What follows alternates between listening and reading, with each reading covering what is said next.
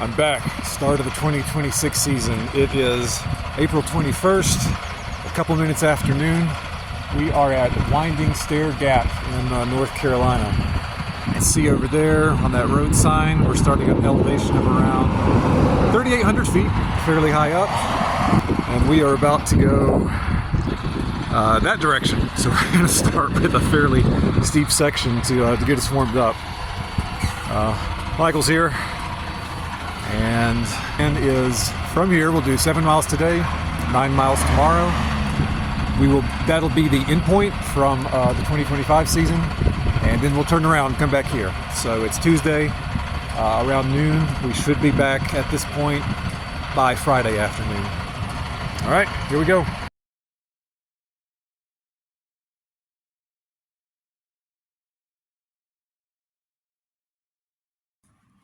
It's morning of the second day, around 6:50 a.m. I crawled out of the tent maybe 10 minutes ago. It's chilly, but it's not awful. It's 45 degrees. It's been in worse.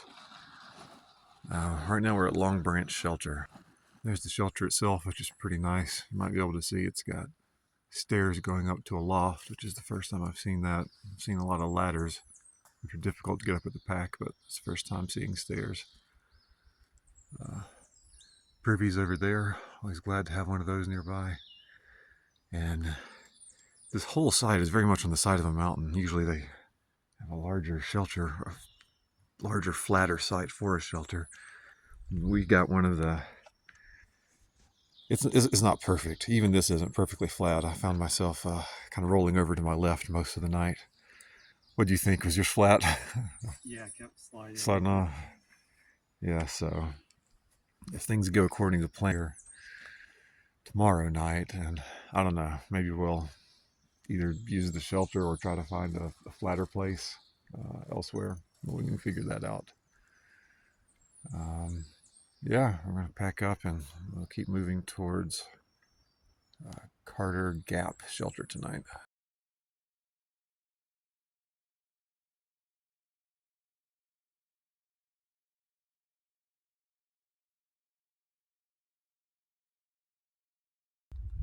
This is from the top of Albert Mountain.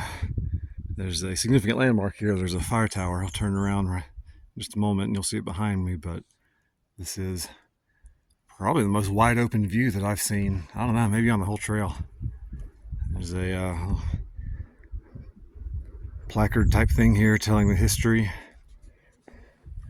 The tower itself. How did they get these construction materials up here? I have no idea. I'm going to see if I can go up there in just a minute. And another neat thing is, did you see the Forest Service marker over here?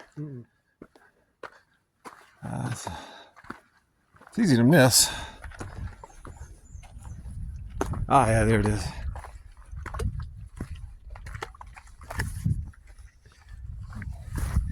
It's scratched all the... I can make out U.S. Department of Agriculture, Forest Service. Reference number 2 is at 190 degrees. Penalty $250 for removal. I think that's worth it for a souvenir. Yeah. It's stuck, oh well. Alright, yeah, let's see if the tower's open.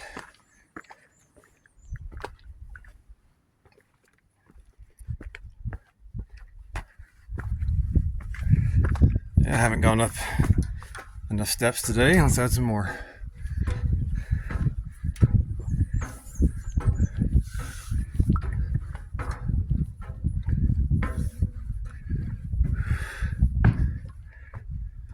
Don't drip.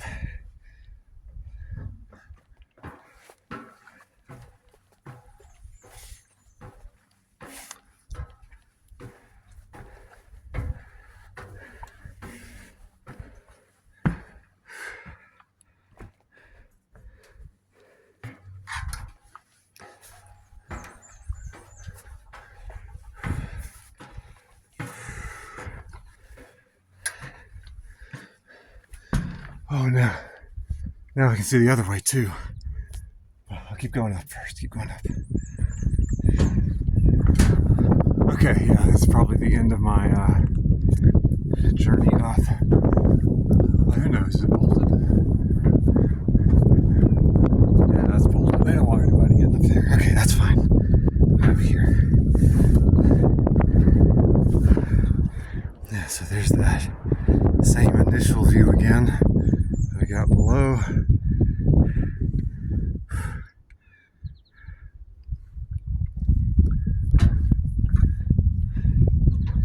And yeah, we're at the tips of the very highest trees, so we have a good view. Pretty much 360 degrees.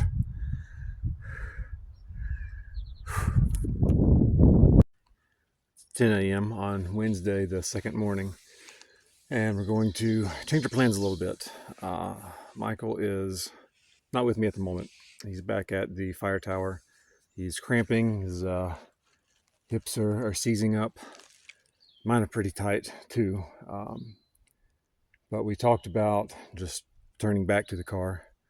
What we're going to do instead is, the plan had been to go to Stair Gap shelter, stay there overnight, come back the same distance on day 3, and then go home.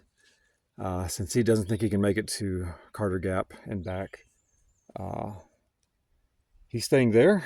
I dumped a lot of my gear that I wouldn't need for a day hike.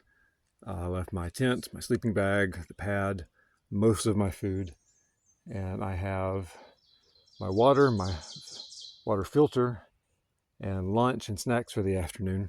I'm going to try to book it all the way to Stair Gap shelter and then come back.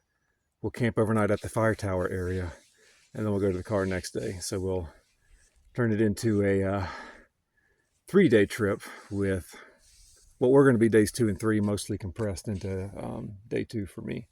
I think I can do that. It'll be a hard day, and I'll have to keep a good pace. But I'm 5 miles away from Stair Gap, and if it's 10 a.m. If I can get there by 12 or 1, that should give me about the same amount of time to get back. I think I can do that. It'll be a long day. It'll be 14, 15 miles, but I'm going to go for it. So speaking of, I better hit the trail. It's 11:17 on Wednesday. This is just another nice view.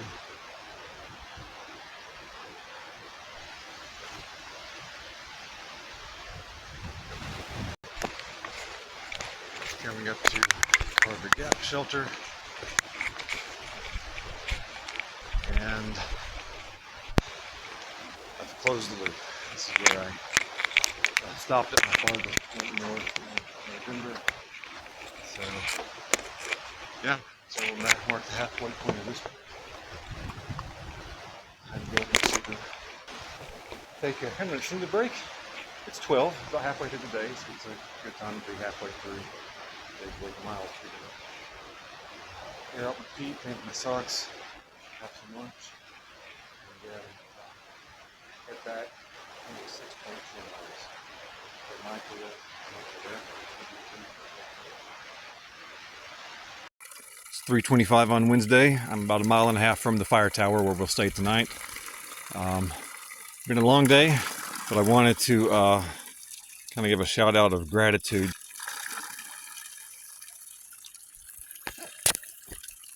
This culvert, which I think is piped into a mountain spring.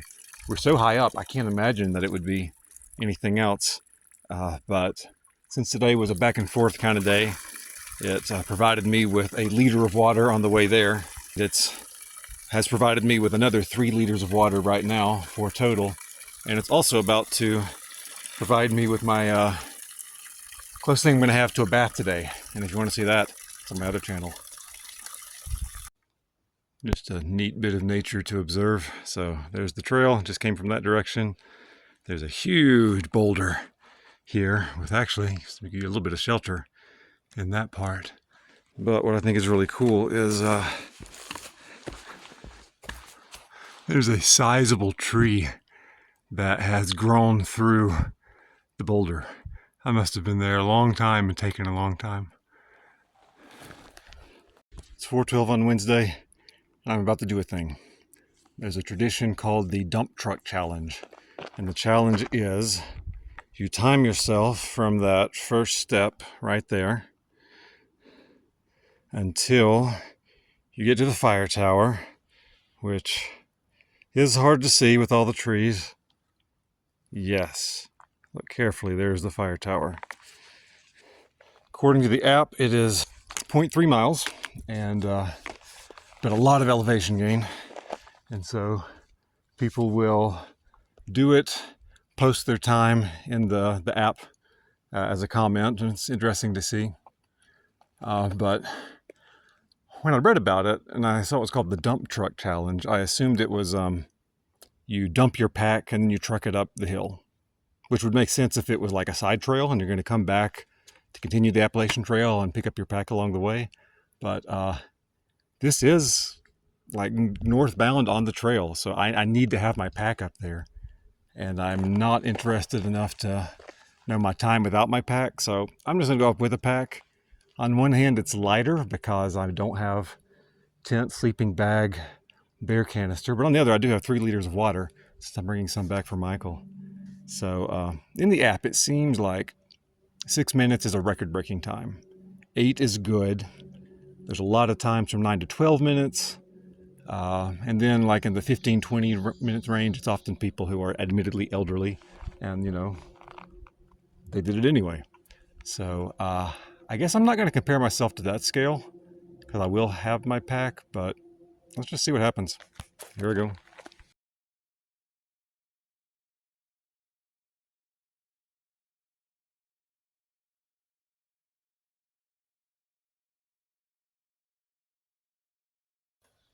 It's 8:10 a.m. on Thursday morning, the 3rd day.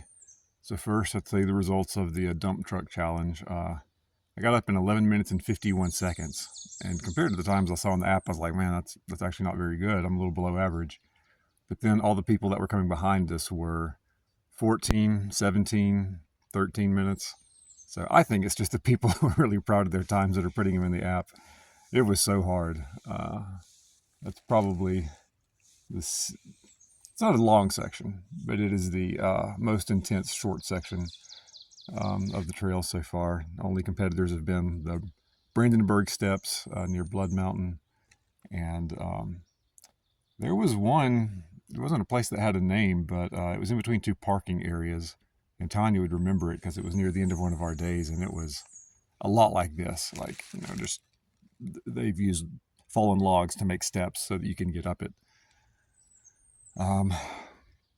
Last night went okay. Slept kind of just medium poorly. Had a pretty bad headache, and I think a lot of it's I'm getting too much sun. I'd come in the fall, and if you come in early fall, then you have still like, you know, full canopy cover for the most part.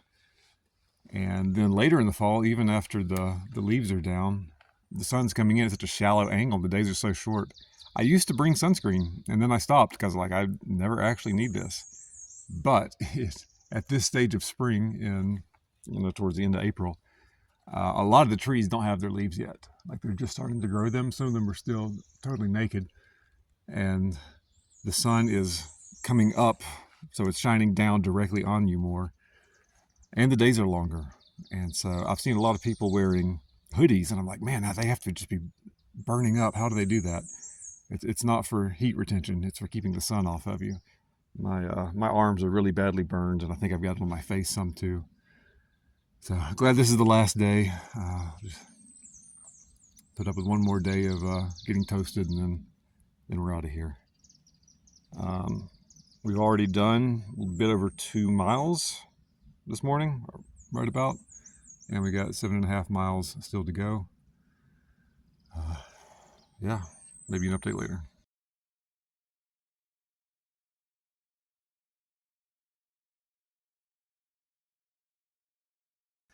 "48 hours later, almost on the dot. Here we are. There's the road, there's the parking area, there's the car. I'm glad. My calves are killing me. And I just got to stay awake for that 5-hour drive home.